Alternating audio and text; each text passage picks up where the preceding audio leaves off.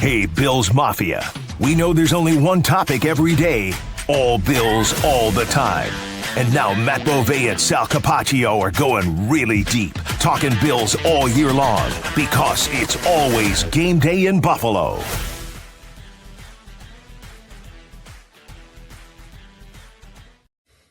I remember several years ago, after the Super Bowl, there was this commercial that came on. And it was after the commercials in the Super Bowl are great. And then they're supposed to be, at least. Afterwards, there was this commercial. I haven't seen it in a few years, but it always stuck with me.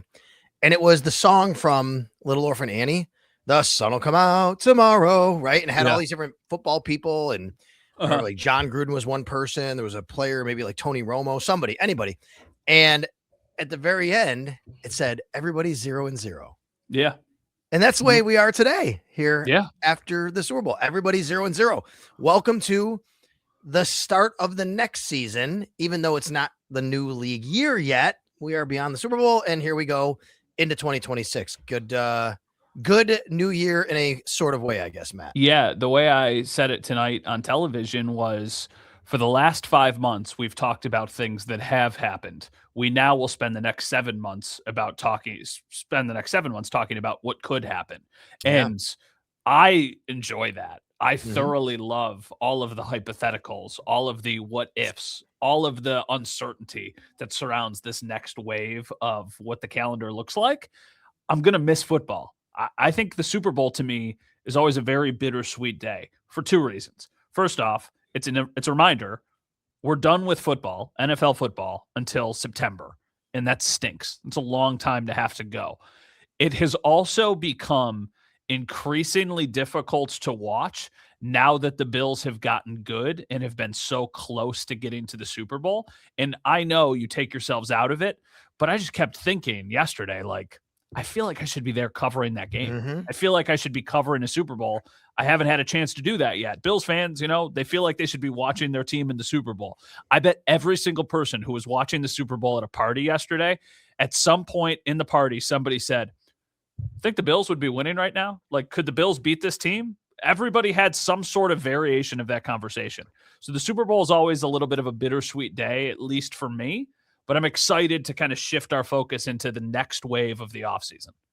Yeah, we'll dive into that a little bit, but let's kind of rewind to yesterday and just kind of talk about the game itself, both from a macro and a micro standpoint, because the Seahawks are now the Super Bowl champions, Super Bowl 60, and I think a very worthy champion, by the way. I mean, they won 14 games in a really tough division. Yeah. There are 3 games they lost. They were 14-3. Do you realize the 3 games they lost were a total of 9 points all year? Crazy. And it was to the 49ers, the Rams, and the Buccaneers. Like, no shame. That was a really, really good football team.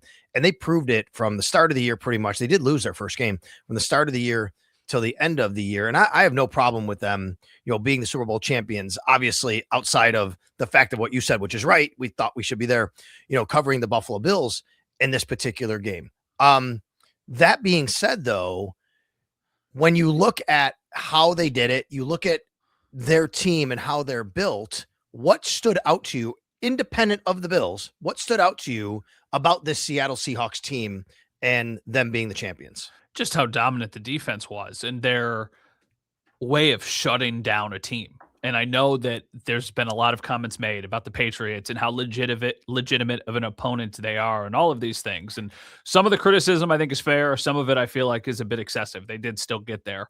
But the Seahawks suffocated that Patriots offense, and they had no answers. And it's the second straight year where we have seen a defensive line specifically kind of have the ability to take over a game.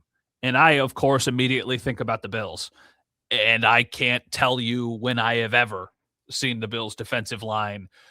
It probably would be like going back to 2014 when they had Kyle Williams and Mario Williams and Jerry Hughes and Marcel Darius on the defensive line. It's like they're playing a different game, honestly, is what it feels like you're watching. Yeah, and it felt to me like they went into that game knowing they could be like that, which means, they know they have a really good defense, but they also had no fear whatsoever to the Patriots offense, right? Like, the Patriots offense just wasn't really that great this year. I thought it'd be a lower scoring game, maybe even lower than it actually wound up being. And the reason was I felt, okay, like the Seahawks know if they just don't make mistakes, they should be okay, because the Patriots aren't going to score a lot on them. And the Patriots are going to have to play a game to kind of like they do all year, which I'll use Sean McDermott's term, muck it up. Remember when Sean said they want to muck it up when they played them in week 5? And that's what the Patriots tried to do. They couldn't do it. They couldn't force Seattle into a mistake. They didn't take advantage of any mistakes Seattle had. And by the time you knew it, you get to the fourth quarter, you're down a couple of scores. Now they become one-dimensional, and now a big play happens from the Seattle Seahawks. From the Patriots' point of view, yeah, they had this schedule everybody talked about. I don't begrudge them being there. I mean, they still had to win the games, and they wound up.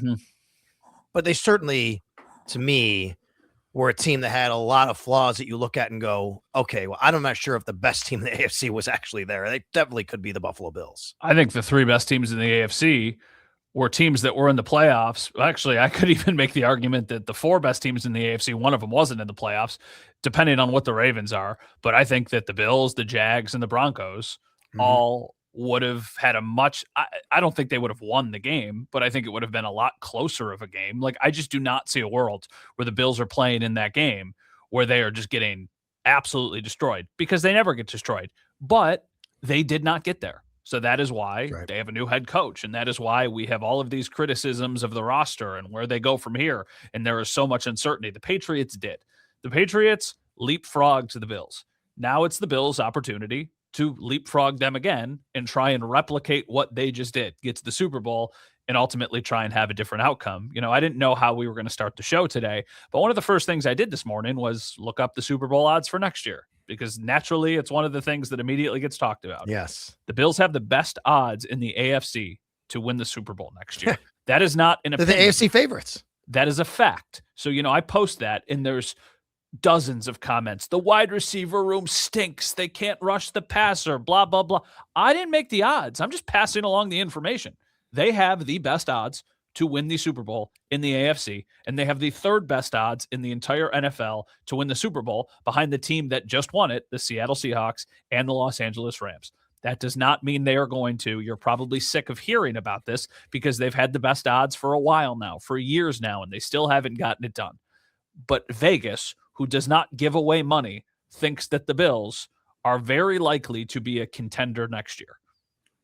And of course they should feel that way. They have Josh Allen, and that's what that mostly comes down to. Look at the teams near the top. Obviously, Seattle, the Rams, you mentioned. That's Matthew Stafford, the MVP, by the way.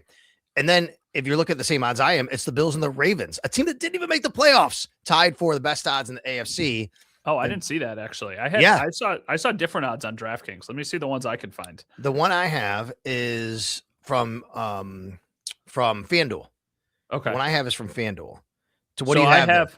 So Seahawks plus 950, Rams plus 950, Bills plus 1100, Eagles plus 1300, Patriots plus 1,300, Ravens plus 1,300. So Ravens, I guess, and Patriots tied as the 2nd and 3rd most likely team out of the AFC. So just a minor change, but I'm curious where because the Patriots, I think a lot of the talk today, we're recording this on Monday after the day, are the Patriots last year's Commanders, where they far exceeded expectations this past season, but will kind of regress moving forward. And I don't know if I would go that far, because I still think that they're a very good team with some really, really nice pieces moving forward.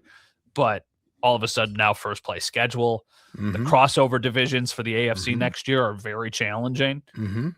It's just, it's not going to be as nearly as easy as it was for them this past year. So I have here, I'm looking at FanDuel. They have Seahawks at plus 750, Rams at plus 800. Then there's a bit of a gap, and it's the Bills and Ravens tied at plus 1,200, followed by the Packers, the Chargers, the Eagles, the Lions. Then you get to the Chiefs and then the Patriots. So, yeah, I mean, this all comes down to Josh Allen and having the quarterback, and we all know that. The other part is, for all of those people who say that to you, which they're not wrong, right? Oh, my God, the wide receiver room this, the pass rush this. I'll say this all the time. Every team has flaws. If you're just focused on the flaws your team has, you think your team is so far away. That is not the case. Every team has flaws. The Patriots have flaws. And one of them is what happened on their offensive line during this game. Holy cow. Will Campbell was not good. Their left side was not good. And yes, you of course attribute a lot of that to the Seattle Seahawks, what they were able to do. But Matt, if I'm a New England Patriots fan, I'm going, okay, they got to be able to protect this young kid. And oh, by the way, he took a lot of sacks and turned the ball over this year. Yeah. He's a good player. I like Drake May a lot. I'm a Drake May fan from a football perspective. Mm-hmm. I think there's a little bit of kind of worry creeping in about how much he turned the ball over and how many sacks he took this year. Oh, definitely. And he's still so young. He's 23 years old. He is going to continue to get better. Naturally, that is going to be the course of his career. He's going to become smarter with the football. He's going to take less sacks, all that kind of stuff. I believe in that. But a big step for them now is going to be, how do you solidify the offensive line? And the thing that is so intriguing is it seems like the initial conversations out of New England today are, well, is Will Campbell even a left tackle or is he a guard? You guys just, I mean, it was a 4th overall pick last year on a guard. Like, you want to talk about questionable use of assets. If that's where he's best suited, it's better to make that determination now as opposed to down the road. But you don't draft a guard with a top 5 pick, right? Like, if you're talking about, so he's a rookie and he was coming off of an injury. So I am not writing off Will Campbell at all just yet. But the fact that that is the topic of conversation today is, I think, a bit concerning for them. And there's a lot of things that they need to figure out. Like, not for nothing, the Stephon Diggs conversation is fascinating because we don't know what's going to happen. Like, Stephon Diggs was a major piece of their offense, not in the Super Bowl yesterday, but a major piece of their offense this season. I'm not a legal expert. I have no idea what's going to happen with him in all of his, legal situations that he's going to be dealing with relatively soon. Yeah, and he's a little older. We know that. He was already a couple of years ago when the Bills moved on, but he's getting even a little bit older. And we've seen some of the numbers for later in seasons for him, especially in the playoffs. And he didn't have the greatest Super Bowl, obviously, in this particular game. And then you have Mac Hollins, who obviously was there as well. You have Keyshawn Boutte, you have Douglas. I have to say, and this all relates to, they're going to be in the market for a wide receiver, just like the Bills are. Yeah, like they're you've seen, I don't know if you have as much as I have, but I've seen a lot of people tying like AJ Brown to them. Yes, right. Sure. Because Mike Vrabel, being in Tennessee and all that, and no doubt, but they might be in the same competition here to get the same kind of pieces, not only wide receiver, pass rush, right? Edge rusher. It is fascinating. The Bills and Patriots could be both on a collision course in that respect as well this offseason. Yeah, definitely. I think that there's a lot of similarities between the things that they do well and the areas where they need to improve. The big difference is the Bills' offensive line, I think, was far superior to the Patriots' offensive line. And I think the Patriots' overall defense was far superior to the Bills' defense, which might say a lot because I don't think the Patriots' defense is that good. I think it's a pretty good defense. We saw what happened with the Bills' defense, and there were times when they looked good, but they were far too inconsistent. That was my biggest takeaway watching the game, is like, the Bills' defense is not even close to the Seahawks' defense, and it's probably not even close to the Patriots' defense. And it makes sense that they're kind of overhauling that side of the ball, even though two things can be true. They're overhauling the defense because they failed way too often in big moments, even though they did not lose them the Broncos game. The turnovers on offense lost them that game. So I think in your head, if you're doing the mental gymnastics here, it's, well, if this is the caliber of offense we have, even on a bad day, if our defense is just pretty good, we should be out there. Like, we should be playing in these types of games. Okay, so all that said, to put a bow on this and then transition to the Bills, I asked my radio audience this question today, and I'll ask you, Matt Beauvais. After watching the Super Bowl, watching how the season played out for the Seahawks and the Patriots, but especially the Seahawks, the champion, do you feel the Bills are closer or further apart to their ultimate goal of getting there and winning after yesterday? Closer, because I still think the AFC is fairly wide open. I think that, once again, the elite quarterbacks that everybody talk about will probably be more in the mix moving forward. I do feel like there are some teams that are ascending.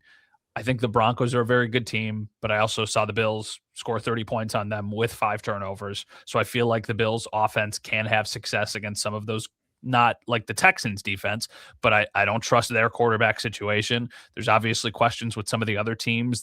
A lot of teams have things to figure out. I would say closer.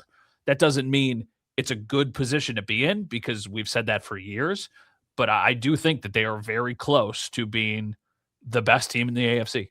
They might be right now, even without the changes that they make.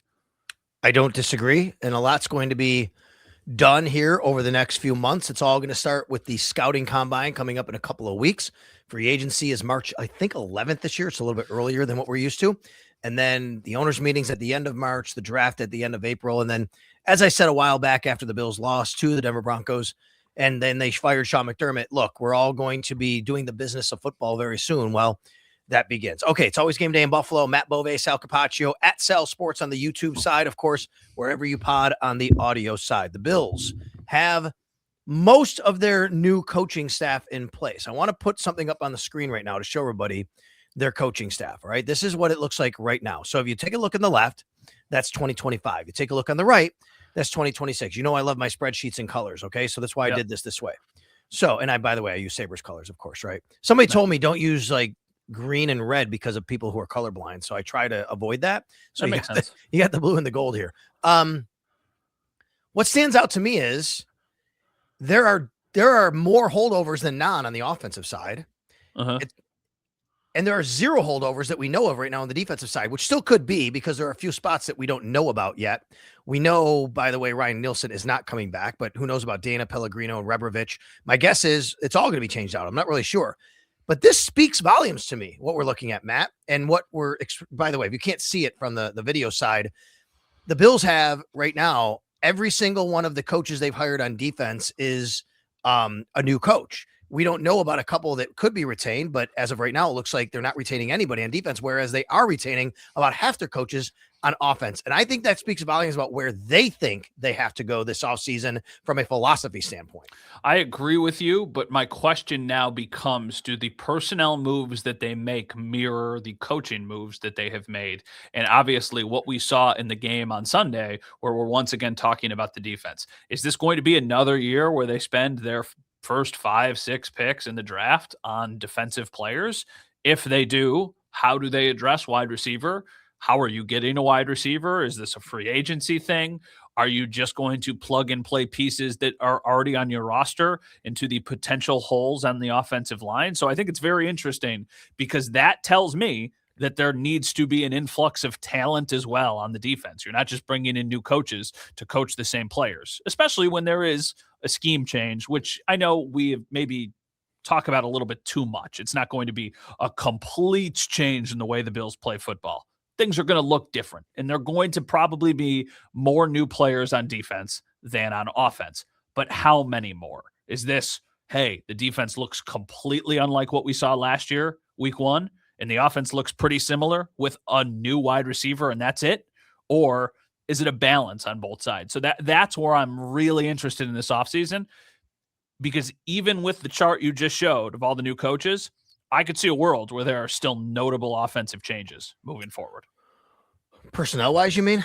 Yeah, like I don't think they have the money to keep David Edwards and Connor McGovern. I agree, but let me just make this point before you get to that, because I agree with you. I want to talk about this. As I've been saying on the radio, and I think you'd agree, though, here's the thing. Philosophically, they clearly are okay with the offense. They do not give Joe Brady this job if they want to change the offense, right? Yeah. I mean, if you want to change, if you thought the offense was a problem, you needed to change it, Joe Brady doesn't get hired. Exactly. Simple as that. So this is clearly we need to change the defense, but we're good with the offense. Now, that said, I think the financial challenges are real for some of the positions on offense, and notably the first two that you bring up. I'll go a step further. I don't think they're able to keep either of them. I don't either. I don't think and I think that they'll lean into, hey, a couple years ago, we found David Edwards and we found a Connor McGovern. Maybe this is the next step for Alec Anderson. Maybe they think Alec Anderson is ready to become a full-time starter. And I know that they would have to bring him back, but I'm just kind of assuming that they will. Is this the Cedric Van Pran Granger opportunity? Is this draft somebody else and see what happens? Is it an open competition? I do not know. I think that there will be more roster changes defensively, but I think the more notable changes or the bigger splash might happen offensively, because I think personally they will overcorrect the wide receiver position. It's almost like all that talk about wide receivers, we're not talking about wide receivers anymore, and maybe the room looks entirely different. When you say overcorrect, do you mean it in a negative way? Like they overcorrect so much that it was maybe bad resources spent? overcorrect that it's more than anybody would anticipate. Okay. Because right now, I would imagine that most people who are listening to this podcast or watching this podcast think the Bills will spend a relatively premium asset on getting a wide receiver, whether that be in the draft, Agreed. whether that be a trade, or whether that be signing a free agent. I think it'll be multiple assets, and that would be the overcorrection of maybe they trade a third round pick for AJ Brown, whatever. I'm just throwing out options. But then they also draft one in the second round. And then all of a sudden your wide receiver room next year is a high-end rookie, Khalil Shakir, AJ Brown, Tyrell Shavers, Keon is still here because they can't get anything for him, and Gabe Davis and Brandon Cooks. And it's like, okay, like, yeah, that's a lot more formidable than what we had last year. So that's why I think it's like, it might be bigger changes than we think it is going to be, if that makes sense. I totally understand that. Let's go back to offensive line real quick. I just think that McGovern and Edwards are going to get decent contracts from other teams, and the Big Bills money. have set themselves up to say, we've already been grooming their replacements. We're ready to move on. Yeah, it sucks. They did a really good job for us. We'd love to keep them. But that's why you build depth. That's why you have an Alec Anderson who would slide into guard. That's why you have a Cedric Van Pran Granger you drafted in the 5th round just 2 years ago that has been on your team for 2 years. So you slide him into that spot. That's why you have a Chase Lunt to compete for a spot on the offensive line. Maybe becomes the new Alec Anderson who could play different positions, right? So I agree with you. I think as I sit here now, despite the fact that the cap is going up, 22 million, whatever it's going to be, the Bills still have challenges. Brandon Beane was on WGR last week and said they're still over the cap right now that they project when the new league year starts. So they have to make tough decisions. I think that's the most notable change on offense from who's there now that who might not be. Those two guys on the offensive line.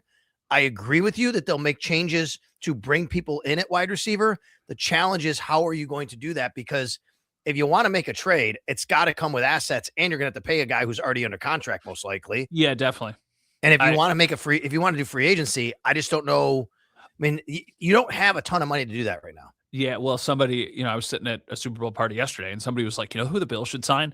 Alec Pierce. And I'm like, what Alec Pierce is going to make next year? Probably like $22 million a year. Like, people, I think, sometimes really undervalue what these talented free agent players get. And I'm not saying it was a good thing. What did Josh Palmer get last year? Like $12 million a year or something like that? Like, Josh Palmer made more than James Cook. Think about that. When you talk about how they're allocating their resources, It's crazy when you think about it that way. Let me ask you. Can I say this about Alec Pierce though? Because you said this. I got a call today on WGR about that. And the guy said, I think they need a number one. They should go out and get Alec Pierce. My response was, Alec Pierce is a good player. He's not a number one wide receiver. Are the Colts breaking the bank to keep him on a franchise tag? No, he's not that kind of player. So yes, he's a nice player. I think he led the league in yards per catch, and he's been very high up there, but that's a nice player. That's not a number one wide receiver. Alec Pierce, and this is not meant to be like disrespectful of either of them. Alec Pierce is a boundary Khalil Shakir in terms of talent and what you can expect. He's a very good player. Is that a fair way of putting it? Yes, 100%. He's a very good player, but he's not going to be enough that moves the needle of like, if you added, and they can't because they don't have the money, but if they made a trade for AJ Brown and signed Alec Pierce, now all of a sudden you're in business. But that's just not happening, because even though the cap can be manipulated a lot of ways, I don't think it can be manipulated that much. So let me ask you this real quick before we move on. Who would be more likely, David Edwards or Connor McGovern, if they could keep one? If they chose to keep one? Because I think, I'm just thinking off the top of my head. You could convince me in Edwards, because I think they really love David Edwards, and Dion speaks very highly of him. So it's a tough question for me. It is a tough question. The reason I might lean Edwards is because I think Edwards would be a bit more affordable. I agree with that. And I also think, I just have a feeling that Edwards might be the more likely of the two to want to stick around. And that's not to say Connor, because I think Connor McGovern would love to stay here, but I think Connor McGovern is going to get a fat contract from somebody. Yeah, probably. I think you're right. More affordable for David Edwards. Okay. Since we're on the topic, So we had a good discussion today. I joined our buddy Andy Young on his pod today with Matt Perino and Elena Getzenberg, Chris Trapasco. We were out there doing it, and we had a pretty good disagreement on Keon Coleman. Oh, I love it. And it wasn't like we were mad at each other, disagreement, but just how we view his situation and where it goes with him. Yep. So I guess I'll just start by asking you, as you sit here today, the day after the Super Bowl, February 9th, do you think Keon Coleman's on the Buffalo Bills in 2026? So my number has skyrocketed on this compared to what I would have said a week ago. I think there is a 51% chance that he is on the Bills next year. Yeah. So a slightly greater chance he is on the Bills than not on the Bills. What do you think? I think it's more likely he's not on the Bills. Okay. I don't think it's 10% chance he's on the Bills. I would have given like 10 to 15 before Joe Brady and all the talk about him and all that. Now I'm probably more up to 25% that he's there, maybe 75, 25 off. But here's part of the reason, okay? Follow me on this if you think this makes sense. What I tried to explain to Matt, who I think Matt was like, no, you're not going to get much for him. He's going to be the number 4 receiver. That's fine. I think that's a problem. If Keon Coleman goes into next year as your number 4 receiver, he becomes a talking point again. He becomes a polarizing figure that we're asking about. How did you let this happen? I just think the Bills want to avoid that. It's not just the tardiness. It's not just the talent. Does he fit? I'm not saying that. All of that is real. What I'm saying is I just don't think the team wants to deal with having to answer questions about why Keon Coleman in his 3rd year is still only a number 4 wide receiver on this team. How much do you think that matters? I think it matters. It matters to have a guy. They dealt with that with Kyer Elam for 3 years. And it's like, it's just, it becomes something you don't need it to be. It starts to consume you when you're trying to have a roster and play. It's just something you don't want to have to deal with all the time as a talking point inside your locker room from reporters on a week-to-week basis. I don't disagree. A couple differences here. Kyer was a first-round pick. Keon's a second-round pick, so the money commitment to Kyer was more notable than the money commitment to Keon. Also at a more premium position. Like, they don't have a lot of resources, so a cost-controlled wide receiver would really benefit them for further down the room because they're going to need a couple guys who don't make a ton of money, and Keon fits that. The other thing here is it's actually more of a point for Kyer. Kyer worked his ass off. He just was not producing. Correct. We do not know the status of Keon, but maybe they think, and this is galaxy brain stuff, maybe the best version of Keon comes out with Sean gone. I don't know the answer to that. But how long do you wait for that to happen? We thought the best version was, we were starting to see it at training camp last year and it never materialized. I know. But if you're, would you trade him for a 7th round pick? I might. Okay, that's fair. I mean, that's fair. I might. I don't think there's. I don't know if they would, because that would be a really tough pill to swallow. Yeah, but they traded Kyer for what, a 5th? Yeah, that sounds right. From the Cowboys, that sounds right. Yeah, I can't remember how there were a couple picks that went each way, but it might have been like a 5th. Would you trade him for a 5th? 6th? Keon, would you trade him for a 5th? Right now, I would. Yeah, I think I would too. I guess at the end of the day, I think, what's the point if he's on the team as a 4th receiver? Go find somebody else that you're not going to have to worry about if he's going to be there on time every week. And people are asking about why your top picked receiver in the 2nd round from 3 years ago is still just barely seeing, whatever amount of snaps in the number 4 guy. Like, it's just, what are we doing here? I don't disagree, but all of that will be completely dependent on the other moves that they make. Because they're not trading Keon for a 5th round pick if the only other thing that they do is draft a wide receiver in the 2nd round. Like, if they draft, I'm not saying Keon again, but if that's the type of commitment they make, because then there's still so much uncertainty there. You can't roll into next year with a wide receiver room that is Khalil Shakir, Tyrell Shavers, Brandon Cooks, Josh Palmer, and some guy that they take in the 2nd round. That's just not good enough. And honestly, even if they take somebody in the 1st round, that's still probably not good enough.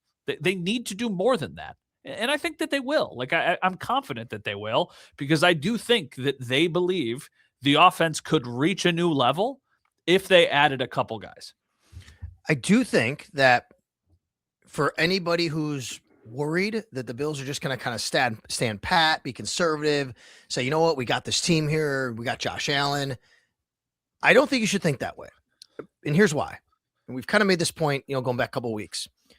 I think it's been made clear in both the way that they've talked and their actions now that if they're going to move on from Sean McDermott because they didn't reach a Super Bowl under him, and you have Joe Brady to say, okay, like we got to get to the next step. And Brandon Beane's saying, hey, I'm never going to take a step back as long as Josh Allen's my quarterback. I'm always going to be aggressive. I'm always going to go out there. I think Brandon Beane knows in order to make this work, he's got to help Joe Brady. And the way to help Joe Brady is to be aggressive and get dudes and to get more star players. Yeah, definitely. And that's why I think when I made the comment about the overcorrecting at wide receiver, because that does paints the picture of being aggressive. And I don't think it is just for show. I think that has some of it. I think there's a factor there. I think that you want to show like, look, we are trying everything possible to make this team competitive. But I really do think they realize it's the reason that a couple years ago they signed all those players. It was last year. They signed all their players to 4-year extensions because they viewed that as their window. We are attacking this window to try and win a Super Bowl during these next 4 years, 5 years because of the extension. So now they've wasted, burned, lost one of those years with a team that was probably good enough to at least compete for a Super Bowl, if not win it. I still think that they're in that upper echelon of teams. Go attack it and don't give yourself any questions moving forward. Because another thing, I don't want to keep bringing it up, but did somebody ask you in the last 2 weeks, the Bills playing in the Super Bowl if Jalen Waddle's on the team? I bet that was a comment that you heard at some point. I was like, yeah, they are. They are. They really are. So, yeah.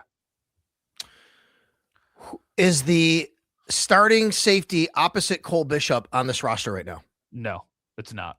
It's not. And you could say, hey, maybe that's Taron Johnson. And maybe they move him to safety, but I don't like that fit. I've had this question. I don't think that fits. I don't think that's a fit. I think you go out and you go out and you find somebody who you think can play next to Cole Bishop. And I think one of the cost-cutting moves they could make would probably be to move on from Taylor Rapp and then maybe post June 1, Taron Johnson or figure. I don't know. Taron Johnson's the guy I'm the most curious about because I don't know what they're going to do with him. Yeah, and I don't think it's as easy as just saying, well, you're going to run a 3-4, you don't need him. I had somebody on the radio last week who talked about Jim Leonard's defense in Wisconsin. He said actually ran more like a 3-3-5. So that does, because you do run nickel, you do have a guy there. I agree with you. I think Taron Johnson's really interesting here. What about Tre'Davious White's future? Is it because he did have a good year last year? He played well. Do you think there's room here for Tre'Davious White to come back? And what's the likelihood? I thought the likelihood would have been 80 or 90% when Sean McDermott was the head coach. But then when they move on from Sean McDermott, I go, well, I don't know. I think if Trey wants to come back, they'll have him back. I think he was solid for them 100%. This year. And I don't think he would break the bank either, because I think he has seen what it's like outside of Buffalo. And I think he would want to be part of this group. And I think you just have a straight up competition with him and Max Hairston. And I think that's what I would do. So I think that there's a 60 or 70% chance that Tre'Davious White is back next year. Yeah, why not? I think that totally fits. I think we'd all agree the front seven is really going to be the big change, on the defensive side. And where does that go? I mean, right now, if you look at the front seven, I'll just read off some names. Greg Rousseau, Javon Solomon, Landon Jackson, Michael Hoyt at end. Like, out of those four guys, I don't know who's still here, who's not. I would guess Rousseau is because of his contract. Michael Hoyt is because he's Michael Hoyt and he's going to do well. I mean, Landon Jackson has to be, I guess, he's in his second year. I mean, I don't know what's going to happen there, but Javon Solomon, there's just a lot of questions at end right now. AJ Epinesa is a free agent. I do think AJ Epinesa actually would fit in this defense, to be honest with you. Yeah. I think he could be a stand-up guy who could play a little bit outside. He's not going to break the bank, cost a lot of money, so maybe that's something they reinvest. I don't think this team brings back Joey Bosa, but no, I don't either. What about on the interior here? Okay, so Ed Oliver is a big question in this defense. People are wondering what his role is, what his fit is. I've done some stuff with Eric Turner, who broke it down a little bit and said, look, Ed Oliver still fits very much in this defense. You can have a penetrating, undersized defensive tackle in this defense. Deion Walker, of course, going to fit in this defense. But, man, you look down that list at defensive tackles, TJ Sanders, Dwayne Carter coming off the injury. Like, they're going to have to make decisions here and figure out who fits and who doesn't. Yeah, I feel like The problem is most of those players you brought up, they have spent notable assets on within the last 1 or 2 years. We have questions about TJ Sanders. We have questions about Dwayne Carter. We have questions about Landon Jackson. All of these guys were day 2 draft picks within the last 2 years. So it feels a little premature to move on from any of them unless you are flipping them into other pieces that you think might better suit your defense. I think that they desperately need an edge rusher or 2. Honestly, they probably need 2 because after Greg Rousseau, Michael Hoyt's a nice player. Michael Hoyt is not an every down starting edge rusher, regardless of what type of defense that you are playing. He is a versatile chess piece that could be very fun in what Jim Leonard wants to do, but I think that's what he should be, a chess piece, not an every down guy, which is why naturally people will immediately go to Max Crosby and go, hey, is Max Crosby truly available? Is he somebody who the Bills would be interested in trading for? Of course he would be, but that's a really expensive player, and it would cost you a bunch of stuff to go and get that type of guy. I could see it happening, though. I really could. But after that, what are you going to use? The 26th overall pick on a 5-year younger version of Greg Rousseau, who's going to give you 7 sacks a year? Is that enough? I don't know. The name I have not even heard come up anymore is Trey Hendrickson. I'm not saying for the Bills necessarily, but remember when everybody was all about Trey Hendrickson, and then I think it was a thing at the end of the year and the surgery and all that. That's a name I haven't heard very much.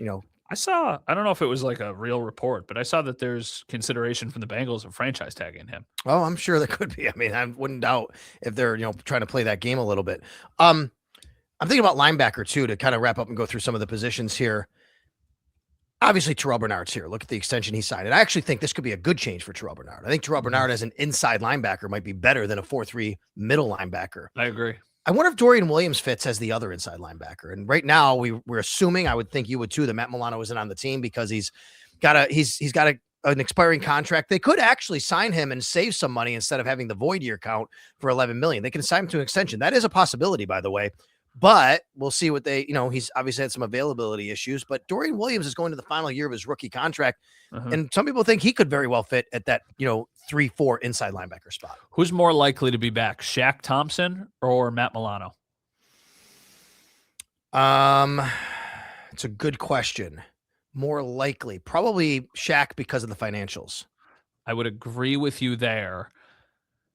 But I think if it was all equal, I think the Bills might want Matt back more because he is, I guess, was he a couple of years younger? Maybe it's about the same age. A little younger, I think. I mean, he's been with this team for a while, but man, all bets are off now with these new changes with the coaches. Too. I don't know. Definitely. That's why it's like so much. This is going to be the most interesting offseason we have had in a long time. Yeah. Just because you're dealing with a new coach, you're dealing with a new defensive coordinator, you're dealing with a roster that desperately needs a new paint job. And I think that there are going to be changes. I think there's excitement that comes with that. You just have to live up to it, right? If we're sitting here and doing our final podcast before the first game that they play next year, and it's the same guys with one new wide receiver, a first-round pick who's an edge rusher, and a new safety, people are going to be very underwhelmed. And I don't think that they can allow themselves to go into a year with those types of moves. Okay. They got to make a splash. Matt's got to do some TV tonight. So a couple minutes to wrap things up. Some house cleaning items. We'll get to them very quickly here. Number one, combine coming up in a couple weeks, right? Yep. So that's going to be our next chance to hear from Brandon Beane, hear from Joe Brady, kind of get a little intel on what they're thinking going into free agency. The free agency at the middle of March, owners meetings at the end of March. Also, though, I know you're a schedule geek, so am I, of course. Mike North, we talk about him every year. We talk with him, I should say. Chances of Patriots at Seahawks to open the season like they did a few years ago with the Panthers and Broncos on the rematch. I don't think super high. Okay. I think that because of the Seahawks division, there's a lot of games you could play there without going to the Super Bowl rematch right away. Like you could absolutely just do Seahawks Rams week 1. That would be an amazing game. It looks like the Rams are going to be in Australia. You're right. So you can't. You got 49ers and Rams are off the table week 1. That's a good point. I mean, you could still, no, you wouldn't do the Cardinals. You wouldn't do the Cardinals unless they have a cool young quarterback or something. I don't know. No, I don't think that they use it right away. And I don't know if you saw my tweet. I don't think the Bills start the season at home either. I don't either. I think that their home opener will be in week 2. I do. I think it's very possible. I didn't see that, but I agree with you because I think the Bills might say, give us an extra week. And what it does is it allows the NFL to focus on all their international stuff and the opening of the season in Seattle week 1, and then they can focus on a new stadium in week number 2, right? It's a bigger story. It gets more attention in week 2 than it does in week 1, because in week 1, everybody is so excited about the games and football being back that it's almost like a sidebar conversation. If you do the big unveiling of the new stadium as a Sunday Night Football game in week 2, it all of a sudden becomes a big story in week 2 when you need a story. Cardinals, Giants, Cowboys, Chiefs, Chargers, Bears are the possibilities outside of the Patriots and how about Chiefs? Niners. I know that they just did it last year. Here's why I would say no Chiefs.